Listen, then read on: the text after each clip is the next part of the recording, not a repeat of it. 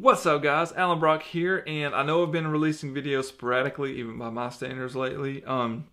Truthfully, I've just kind of been in a little bit of a funk lately. I'll touch on more of that in just a bit. But also, I've been trying to review the new Intrepid 8x10, and I really wanted to step up the game as far as video reviews go. So I've shot a lot of B-roll. I've actually taken images with the camera itself.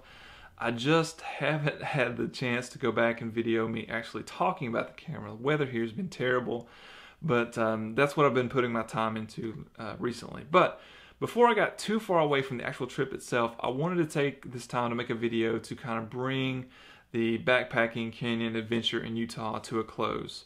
Once we got out of the canyon, I actually did have 2 more days in Zion, but I was just completely uninspired to shoot anything. I was exhausted, and I really didn't have any shots in mind. So the first day out of the canyon, just meandered in Zion Canyon, the main canyon, a bit, and then for some reason decided it would be a good idea to try to go up to Observation Point the day after an exhausting trip. So that was a bad choice. Second day out, Justin and I met up again. We went up to the east side of the park where there were no leaves on the trees, but the leaves falling on the ground created these really beautiful, colorful, intimate scenes. I took 2 shots there that were actually pretty good. I like them. And of course, the way it works is my favorite of those shots is a touch out of focus.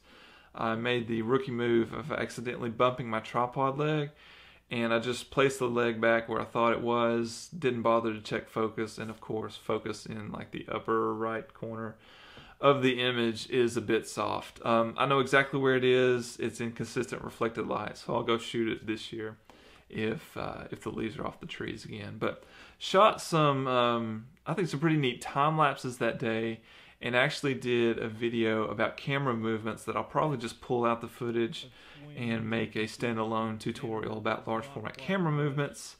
But, you know, overall video work about wrapping up the trip or creating a cohesive story, I was just too tired to really put effort into it. So this is the video closing out the trip. Those 2 days in Zion, honestly, I wish I just putting up the camera gear, maybe just played tourist a bit, explored some of the more obscure hikes that I haven't done yet. Just enjoyed the park, but it was just so difficult being in my favorite place, a place I only get to go to once a year. It was so difficult to not try and create some content, but really looking back at the images, I can tell that they're forced, and maybe I can learn from that in the future. If I'm not feeling it, just go out without a camera and take mental images. Sometimes those are the best kind. But I wanted to talk about the trip itself, the backpacking part of the trip, and maybe some things I wasn't able to get to in the videos themselves. First of all, the trip itself was inspired. It's something I've been thinking about for 5 years. I first heard about it when I was researching Zion for my initial visit to the park. Now, where we were wasn't in Zion itself, but it was close enough that it's a part of some Zion guidebooks and online guides. But it was a backpacking trip, and at the time, I didn't have really any backpacking experience to speak about. So I started taking some test hikes with the Shinhao and some backpacking gear, and found out very quickly that it was just prohibitively heavy. There was no way I was going to be able to do it with that camera. So I kind of put the thought of doing this trip, this big audacious trip, put it out of my mind. Until a year and a half ago when I met Justin Lowry for the first time, and at that time he was shooting Generation 1 of the Intrepid. And when I picked it up, I was just blown away with how light the camera was. And so that got the wheels turning again, that maybe this trip is going to be doable. Bought the Intrepid version 2, and started making trips with it, and found out that yes, this will be doable.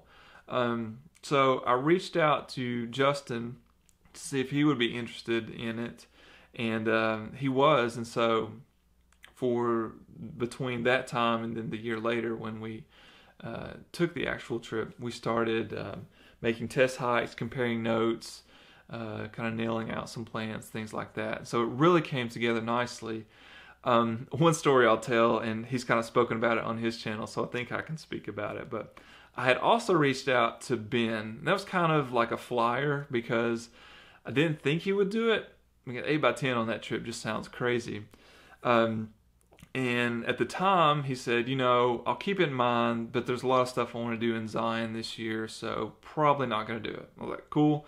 That's what I expected, but just thought I would ask anyway, since you're literally the most experienced person in the world about backpacking in desert country with large format gear. Anyway, as we got close to Zion time, as we got close to the fall, we were getting reports that fall color was really early in the park, and it was actually going to make some of the stuff he wanted to shoot not possible. So then we started talking, and he was going to go on the trip. I was like, great, more the merrier. You've got the most experience doing this, so let's do it. So I think the day before we were supposed to leave in Zion, I met up with him, and he was like, yeah, I just don't think I'm going to go. It's just going to be, I think, too bulky or whatever. And so I said, cool, that's fine. That's what I said on the outside. I was freaking out on the inside, though, because my thoughts were, if he's not doing this, what are we getting ourselves into? He's pretty hardcore when it comes to that stuff. So that really raised a lot of self-doubt that, am I even going to be able to do this trip? But he made the right call. Just the bulkiness, the weight of 8x10 gear would have been extremely difficult. And then the way he would have had to shoot with, he would have carried all his film in film holders. He wouldn't have had the ability to change film. And you had to be able to change film. I think I shot maybe 50 sheets back there, around that number. You had to be able to change film. And so, he probably would have burnt through all his film maybe in the first 2 days and had nothing to shoot as we got in the deeper parts of the canyon. So good call on his part, but man, I was really freaking out when he, wasn't going, then decided to go, and then last minute said he wasn't going to go. That really raised a lot of self-doubt in my mind, but luckily we were able to persevere and take care of it anyway. Actual trip itself, the thing that will stand in my mind most, I touched on it in one of the videos, it's Quicksand. I was aware that it may be there by doing research beforehand. I was not aware to the extent. It was there the entire trip, start to finish. The very first day, I stepped in a pothole that went up to my waist, and the river was really silty, so you never knew what you were stepping in. So it completely caught me by surprise.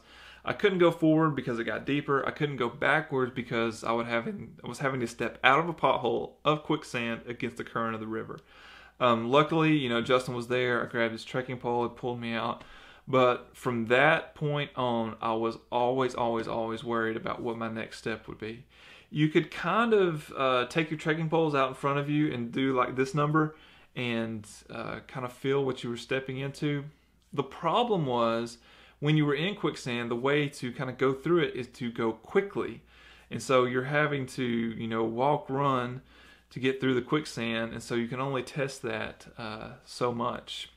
I remember there was one stretch where there was wall-to-wall water, similar to the Wall Street part of the Narrows. And it was just me going through it. Justin was back taking an image. And it was filled with quicksand. And I was just miserable going through it. I remember actually getting mad that there was so much quicksand there. It was just so stressful. Luckily, neither of us really stepped in a pothole after that first day, but it just made every step of the rest of the trip stressful.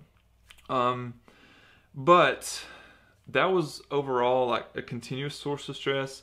The absolute most stressful part of the trip was on day 4, and it's something I couldn't video, but we came to this constriction in the river. There was a canyon wall on one side, and on the other side was this massive house-sized boulder that had fallen down. It constricted the river to about roughly 5 feet wide. We couldn't climb over the boulder because over the top of the boulder was a sheer drop-off into this like deep dark pool of water that was probably we couldn't tell how deep it was, but it was probably 6 or so feet deep at least. So all our gear would have got soaked, we would have got soaked. So the only way to get through this was to go through the constriction. Now, river constricted, the water is going very fast. It's very deep. I started out leaning up against the boulder, and so I had like 3 points of contact as I'm shuffling through this. And I mean, the water is waist deep. I'm actually having to lean forward a bit so that the bottom of my pack won't get wet.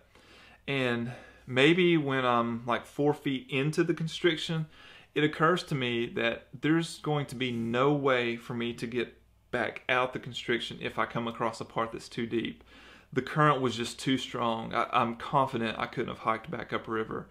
And as I was testing the depth with my trekking poles, I mean, the water was just causing it to vibrate back and forth. It was pretty intense. Luckily, it never got above waist deep. We were both able to make it through. But from then on, it was something that was always in the back of my mind, because that was a point of no return. We wouldn't be able to get back upriver from it. So if we came across something that was truly impassable downriver, we would really be up a creek with no paddle, or down a creek with no way to get past, whatever saying you want to attach to that. But that was stressful as well. I kind of, in watching some videos online, they're pretty obscure, but I kind of knew a place like that existed, but yeah, it was pretty intense going through that. I think there were roughly 3 or 4 outlets out of the canyon if we had to bail, but between that point and the end, there was nothing else. So if we got stuck, I honestly don't know what would have happened. The hike out on the very last day was tough. I didn't quite take enough water and didn't have enough food left. So when we got about 2 miles from the absolute exit, I bonked, completely out of energy. I was walking along, and I really didn't care if I was walking in a straight line. I could feel myself stumbling. It was late in the day, getting later in the day, so there was always kind of a clock ticking, like we need to be at the car by sunset. So that was interesting. But I really bonked hard. Justin had some water that he shared with me, and some calories, so made it. But there was one last hill that I didn't anticipate how steep it was, and that really took all the energy out of me. More things about the trip. The second night, Justin's fairly certain he got close to being hypothermic. It got pretty cold. My sleeping bag is warm down to the lower 20s, so I was pretty good. But he got cold to a point where he probably, if I hadn't been there, I think I can say that he would have taken one of those exit routes and bailed out of the canyon. It's a hike that I've had in my mind for 5 years, and so I wanted to do everything possible to kind of convince him that he's just now hearing all this, but to convince him that we should in fact continue. So I was going through my mind thinking, what are some ways we can do to keep him warm at night? So we decided he was sleeping under a tarp, I was in a tent. We both slept in my 2-person tent, which space-wise was actually okay. We had to sleep head to toe because the sleeping pads are wider at the shoulders, and you couldn't go shoulder to shoulder. It was too wide. So my tent uses trekking poles to set the tent. So normally they're supposed to be vertical. We flared them out at the bottom, which gave us a little more space. You couldn't fully zip the tent up at the top because of it, but there were no bugs. So we consolidated, slept in the same tent. This is so gross. He slept in like every spare article of clothing that I wasn't wearing, he slept in, which included the base layer that I normally hiked in. And I think on day 4, he was like, dude, these stink. I'm like, what do you expect? I've been hiking in them all day. But yeah, I'm sure they did stink pretty badly. Anyway, he wore all the extra clothes that I had. We boiled water and put a water bottle, put the boiling water in a water bottle and stuck that in the foot of his sleeping bag. And I think he had one more at his chest. So that kept him warm as well. So those are the things we did. We also waited as late in the day as possible to eat because you stay warmer when you have a full stomach. So those are some things that we did to help keep them warm. And, you know, just some tips, those will work for you in case you get not necessarily stranded, but in a position if you're backpacking and you get really cold. Just keep that in mind. Those are some tips. One thing that he really doesn't know about, and I kind of feel bad for this, but we both had GPS, but I'm the only one that had landmarks marked. And so from then on, I could look and see like how close we were to the exit or things like that. And so whenever he would ask how far away we were, I would reduce the number by about 25%. So if we were 4 miles away, I said we were 3 miles away. If we were a mile away, I would say we were 3/4 of a mile away, just to help keep his morale high. I don't know. What do you guys think of that? Good move or bad move? But yeah, that's what I did to kind of help him out along the way. He was fine though. Once he stayed warm, he had much more energy than me the rest of the trip. So sorry, but for that trick. But hopefully you. He's told me he's glad we pushed through it, so I think he'll be okay with that. So a few questions to wrap this video up. I did send out a Twitter message asking if people had questions. Okay, so to start with, and there were a few questions along this line, but Ben Horn said, it took a lot of effort to capture these photos. How do you think the effort helped shape the final images and your own perception of them? Do you think your perception will change with time? David Bridges asked a similar question. It really, and this is something I've talked about on this channel in the past, it's important for landscape photos to stand on their own, because as a landscape photographer, you know, we've got everything else flooding our senses, the sounds of water, the smells, the effort it took to take the images, but the viewer, all they have is what they're looking at. And so it's very important that the image stand on its own apart from what it took to get the image. With that being said, in my mind, there's going to be no way to separate the journey from the destination, that is the photos, because it took so much effort to plan the hike. Like I said, this took up a good 5 years it was always in the back of my mind thinking about it. So yeah, I'm not going to be able to separate them. With that being said, I do think the images stand well on their own. As I was saying earlier, honestly, I think it's some of the best work that I've done. The compositions I'm really happy with. It's work that stands on its own. I don't think my perception of them will change over time, because it's been, you know, roughly 5 months now, and it's still work that I'm really proud of. Normally, I kind of get sick of looking at work that I've done, but this is work I'm really proud of. So I do feel that they'll stand the test of time. And, you know, I am biased, but I do feel like it's some of my best work, especially for it being completely unique images in an area that I've never seen previous work from. So I do think it will stand up over time, hopefully. I don't know. What do you guys think? I mean, I know you're kind of like my audience, so you may be more biased to think that the images are good. But honestly, if you're still watching this roughly 19 minutes in, what do you guys think of the images as compared to my previous work? You're not going to hurt my feelings if you say it's a step down in quality, or you know, I just want your honest opinion. What do you guys think? Do they hold up, or am I being biased because of all the work I put into the trip? Let me know in the comments below. Hopefully you're still watching. Okay, so Tommy Botello says, future Zion large format plans, any update to your backpacking setup from 2 years ago? Okay, and there's a similar question as far as gear goes. Do you feel gear-wise you brought enough, or perhaps brought too much? Anything you would change in the future? And that one's from Diego McCartney. So to start, first part of that question from Tommy, future Zion large format plans. Yes, there's 3 shots in the Narrows that I do want to get. Last year I could have got those shots, but I was just so sick and tired of walking in water that there was no way I was going in the Narrows. Plus it was a little bit cloudy the last 2 days of the trip. So I want to go back to the Narrows. There are at least 3 shots on the east side that I want to get. I know exactly where they are, so I'll be able to get them pretty quickly, as long as conditions hold up. I do have a backpacking trip in Zion planned. Now, it will probably just be an overnight because I think I can shoot everything that I need. But it's a place that honestly I've really never seen. I've never seen any video from it, and maybe just a handful of pictures in guidebooks. So I'll leave that a little bit of a mystery, but I do have a backpacking trip planned. As far as gear goes,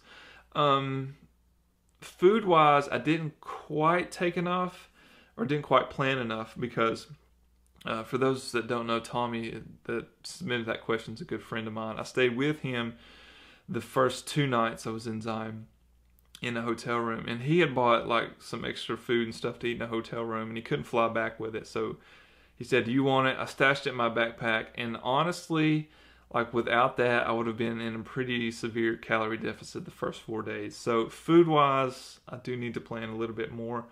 The only thing I packed extra that I wouldn't pack again is power requirements were, yeah, I overshot that.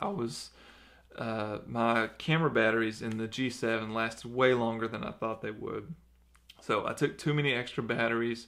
The drone batteries, I took 4. Those can't be recharged in the field. So I took it down, took those batteries down each day to where there was like 30 seconds left before it completely shut off. So drone batteries, nothing I could do about that. Camera batteries, I just took too many of those. So lesson learned there. I'll finish out this video and the trip really with a question I get quite a bit is, will you do it again? Will you do something like this again? The yes to will I do something like this again? Will I do that specific trip again? I don't know. If somebody wanted to go and I could be like a tour guide, I would be open to that. I don't feel like I left many shots back there. There was one slot canyon that Justin explored that I didn't, where he got some really beautiful shots, but it's not enough to make me want to go back. The thing that I'm slightly disappointed in is, and the reason I went on the trip, is the lower half of the canyon was kind of touted to be just like the Narrows. And if you've ever been to the Narrows, you know light is always changing and moving around. And I wanted to be able to go up and down the river and explore that and see how the reflected light changed throughout the day. But as I mentioned earlier, there was really no going back upriver. It was just too difficult to backtrack. If I could be assured that the water levels were really low, then I would go back just to shoot like the Narrows-like portion of the canyon. But really the only way to know river conditions is just to go back down there to it, and that's just not something I'm willing to do. So I probably won't ever visit that canyon again. Never say never. But as far as trips like that, yes, I will definitely do that again. And way back 24 minutes ago when I started this video, I said I've kind of been in a funk. That's the reason. I really don't have anything on the horizon that I want to shoot. For 5 years now, that's always been in the back of my head, is something I want to shoot. So I really, really need to find a new obscure backpacking trip where I can go and kind of create an obtainable goal. I'm one of these people that always has to have something to look forward to. So I need to find something. If you've got any ideas or places that you've heard of that are really far out there and you would like to see me throw some large format film at it, and let me know in the comments below. Maybe I'll visit Escalante. There's some places back there I like to photograph, but really, yeah, I've got nothing, and it's affecting like everything I'm shooting. Like I'm just not motivated right now. So anyway, super long video, guys. Thanks for sticking it out if you're still here. Like and subscribe, and really, as the question I was asking earlier, I'm not just looking for pats on the back here. Let me know your honest opinion of the images. How do you think they turned out? Am I thinking they're better than they actually are because of how difficult the trip was? Let me know. Like I said, I'll keep the videos shorter in the future, but just wanted to wrap it up. Thanks for watching. Like and subscribe. I'm going to be better about posting videos. See you next time.